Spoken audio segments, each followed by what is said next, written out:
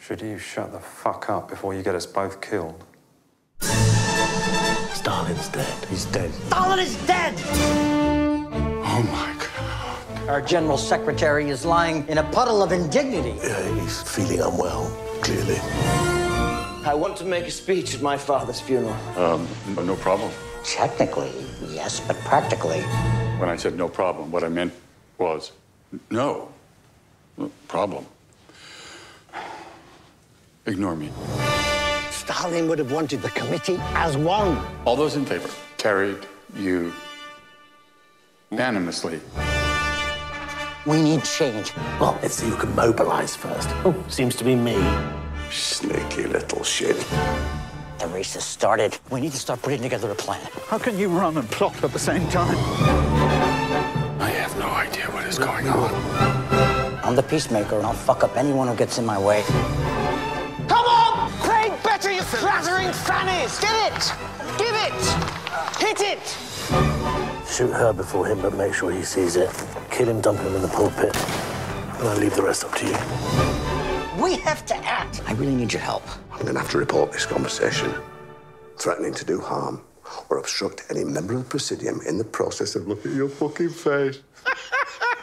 I took Germany. I think I can take a flesh lump in a waistcoat. No matter what happens, I will never let any harm come to you. I may as well just shoot myself like Mother. Jesus Christ. Did Coco Chanel take a shit on your head? No, he did not. Stalin will be loving this. I'll take it from here. Good luck, ladies.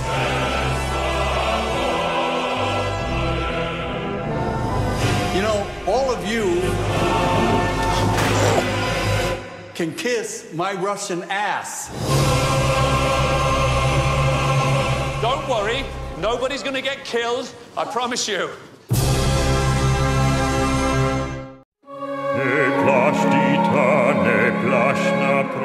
By the time of his state funeral in March 1953, the man the world knew affectionately as Uncle Joe Stalin had been dead for 4 days. The people of the Soviet Union wept openly for their dead leader. To the Russian people, Stalin was a savior, the great leader who had plucked them and the country from the jaws of Hitler's Nazis and kept the Americans at bay. As they filed past his corpse, few cared to recall that Stalin had another, darker reputation as the murderer of millions of his own people. And there are other words that you could use to describe him, but evil actually is a pretty good one. Stalin turned Soviet Russia into one of the bloodiest killing grounds the world had ever seen.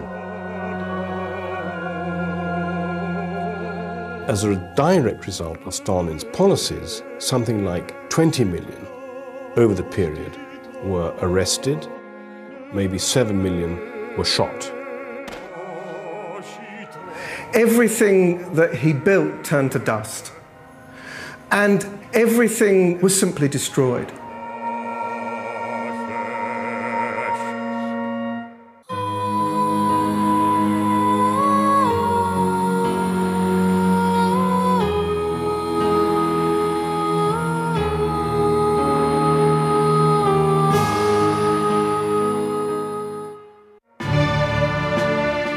In late 1923, Vladimir Lenin, the leader of the Bolshevik Party and father of the Russian Revolution, lay demented and dying near Moscow. He was obsessed by one question: who would succeed him as leader of the country? There were two front runners in the race: the dashing intellectual and founder of the Red Army, Leon Trotsky, and the ruthless 43-year-old party secretary, Joseph Stalin. A lot of people believe that Trotsky was the natural successor. He had all of the intellectual, the ideological, the organizational ability, the personality to lead. He was a leader, the leader in the Civil War, of none of which qualities Stalin could share. In southern Russia at the turn of the last century, Stalin excelled as a bank robber, agitator, and sometime assassin. Forever in and out of jail, the violence and paranoia which would mark him out in later years were already visible. He had a very devious, cunning, and somewhat paranoid personality from an early stage. He clearly wasn't one of the lads. For almost 20 years, Stalin was a hunted man. Only once in his early life did he experience anything that came close to normality. It wouldn't last. He met this beautiful young Georgian girl, Yekaterina Svanidze, and they married. And she had a child, but contracted typhus, it is thought, and died. It is said that when he was at her graveside, he told the people there that a cold stone had entered his heart. He had lost all feeling for humanity. In March 1917, the Russian Revolution erupted. The Tsar Nicholas II was deposed, and a year later, he and his entire family were shot. With the capital Petrograd in turmoil, Stalin's moment had come. Making his way across Russia from a prison camp in Siberia, he found a city filled with revolutionary soldiers. For Stalin, the endless imprisonment was about to pay off. Throughout 1917, he was on all of the main organizing bodies of the Bolshevik Party in Petrograd, preparing for the revolution. When a second revolution came in October of the same year, Lenin's Bolsheviks were in control, and Stalin was closer to the power he had always craved. With cold efficiency, Stalin began to maneuver himself into taking control of the party. И однажды он меня с собой провел в Большой театр, где происходило... Once my brother took me to the Bolshoi in Moscow, where a big party meeting was being held. I was very excited. I wanted to hear Lenin and Trotsky speak. Увидеть и услышать Ленина и Троцкого. Standing next to Lenin and Trotsky on the stage that night was Stalin. Мой брат толкнул меня локтем и сказал... My brother nudged me and said, "That's the real dictator of Russia." Фактически диктатор России. In January 1924, Lenin died, and Stalin saw the chance to seize power. Stalin was in control of so much of the organization of the state and of the party, particularly of the party. Major committees were staffed by him. Once you have that sort of power of patronage, of putting people in place, they're your people. I think what they saw in Stalin, yes, was a leader who was going to direct the party without the factional squabbles that they'd been listening to since 1921. Aware of Stalin's real character, Lenin wrote just before his death, "Having become General Secretary, he has enormous power in his hands, and I am not sure that he always knows how to use that power with sufficient caution." The party decided to ignore Lenin's warning about Stalin.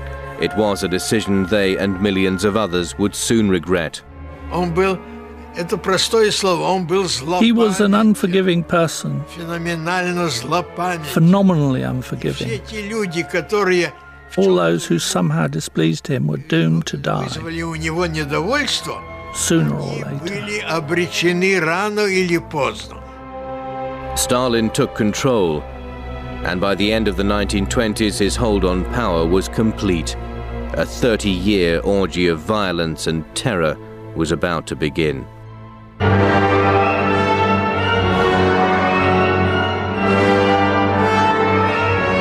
In 1927, Stalin introduced his first 5-year plan for massive and accelerated industrialization of the Soviet Union.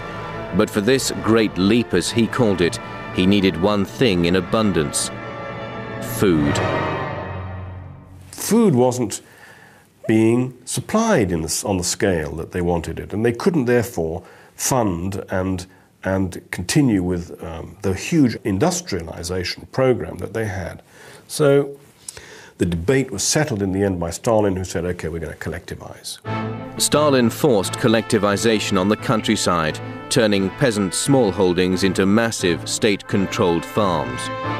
And although party propaganda films showed life on the collective farms as some sort of paradise on earth, the reality was very different. For the peasantry, it was a catastrophic disaster.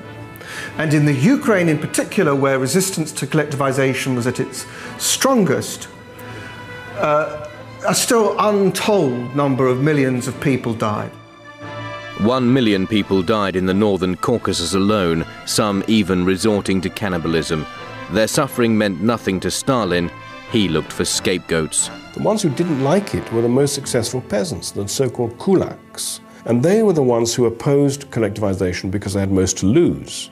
So you just take the kulaks, and either you kill them or you send them somewhere to the far north and let them settle there and they'll die out. And 5 million such people died purely as a result of the collectivization. Those who weren't killed by Stalin were sent to work camps called gulags. Deliberately situated in the harshest areas of Russia, prisoners were turned into slave laborers and worked to death. Huge industrial schemes like the Dnieper Dam or the Belomor Canal became a living hell for hundreds of thousands who died during their construction. Nobody told us anything whatsoever, no reason why we there, why they took us there, you know, what we've done wrong, why we're there. Nobody told us anything. We just been taken as a slave, you know.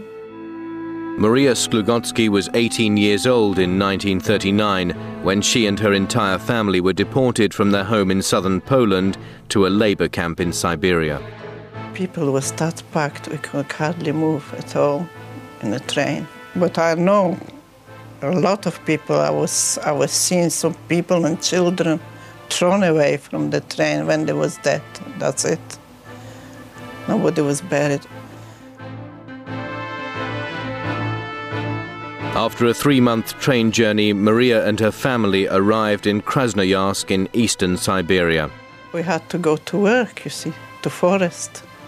Because they says, if you don't go to work, we don't get any food whatsoever. We've been working, cutting trees, you know, and that in forest. I had to walk on my knees from trees to trees, you know, because snow was very, very high. If you walk, you should just fall deep in it.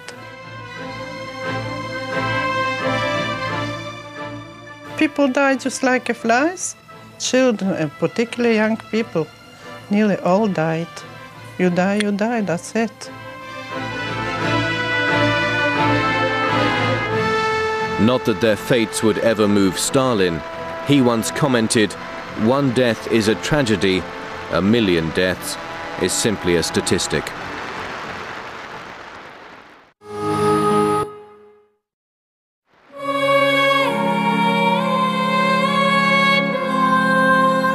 At the beginning of the 1930s, Stalin's grip on power in Russia was absolute, and for the people of the Soviet Union, it would become the bloodiest decade of his rule.